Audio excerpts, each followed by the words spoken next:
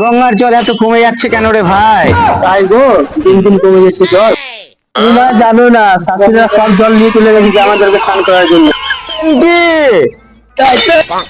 ভাই তুই কি করে জানিস? তোর তো বিয়ে হয়নি, তুই তো পরের বগলে ঘুরে বেড়াস দেখি মানা।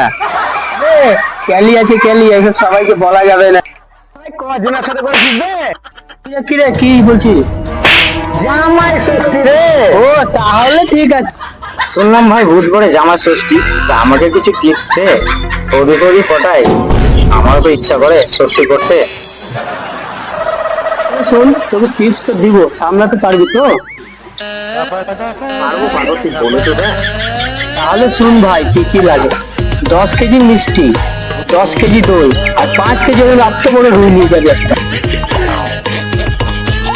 অজ্ঞান আর কিছু নাই, এটা আমি তোকে 10 জনের লিস্ট বললাম।